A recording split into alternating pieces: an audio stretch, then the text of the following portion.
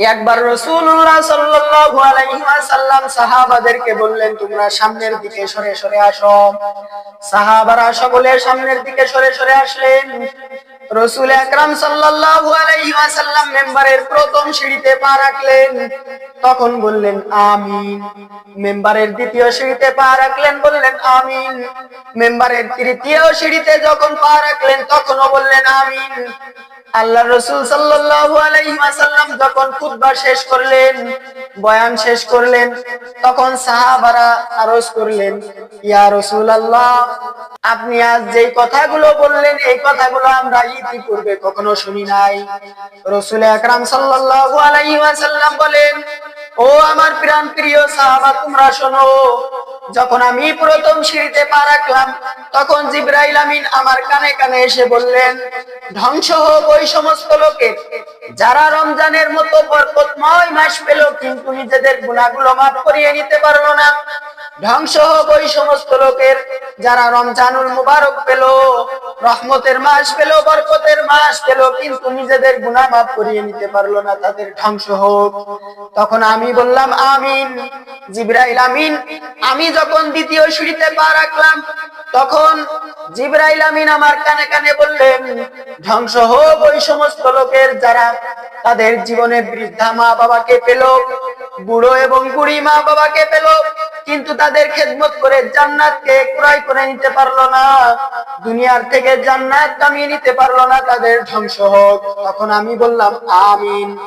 যখন আমি তৃতীয় সিঁড়িতে পা রাখলাম, তখন সবচাইতে দামি ফেরেশতা, সবচাইতে মর্যাদাপূর্ণ ফেরেশতা জিবরাইল আমিন বললেন, ধ্বংস হোক ওই সমস্ত ব্যক্তি যারা আপনার নাম শোনার পরে আপনার উপরে দুরূদ পাঠ করে না, আপনার সালাম পেশ করে না, তাদের উপরে ধ্বংস হোক, তাদের উপরে আল্লাহ পাক রব্বুল আলামিনের লানত।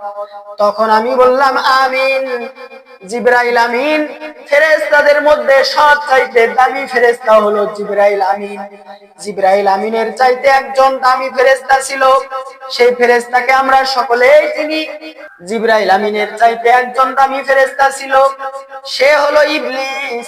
কিন্তু এই ইবলিস আল্লাহ পাক রব্বুল আলামিনের লানত পেয়ে গেল, আজীবনের জন্য, সারা জীবনের জন্য সে কাফের হয়ে গেল, আল্লাহ পাক রব্বুল আলামিনের কাছে ঘৃণিত হয়ে গেল, কারণ সে আল্লাহ পাক রব্বুল আলামিনের হুকুম মানল না, আল্লাহ পাক রব্বুল আলামিনের হুকুম মানে নাই। আল্লাহ পাক রব্বুল আলামিন বললেন, উসজুদু লি আদম, তুমি আদমকে সিজদা করো। সে বলল, আনা খলাকতানি মিন নার ওয়া খলাকতাহু মিন তিন, আমি হলো আগুনের তৈরি আর আদম হলো মাটির তৈরি। আমি আগুনের কাজ হলো উপরে থাকা আর মাটির কাজ হলো নিচেই থাকা। আমি দামি হয়ে, আমি সম্মানিত হয়ে আমি কেন আদমকে সিজদা করতে যাব? সে যুক্তি তর্ক করলো, আল্লাহ পাক রব্বুল আলামিনের আদেশকে অমান্য করলো, আল্লাহ পাক রব্বুল আলামিনের অবাধ্য হয়ে গেল। আর আল্লাহ পাক রব্বুল আলামিন তাকে বলে দিলেন যে তুই সারা জীবনের জন্য লানত প্রাপ্ত হয়ে গেলি, তুই সারা জীবনের জন্য এই জান্নাত থেকে বাইর হয়ে যা, তুই এই জান্নাত থেকে বিতাড়িত হয়ে যা, বাদ হয়ে যা। আল্লাহ পাক রব্বুল আলামিনের একটা হুকুমকে অমান্য করার কারণে ইবলিস আজীবনের জন্য লানত প্রাপ্ত হয়ে গেল।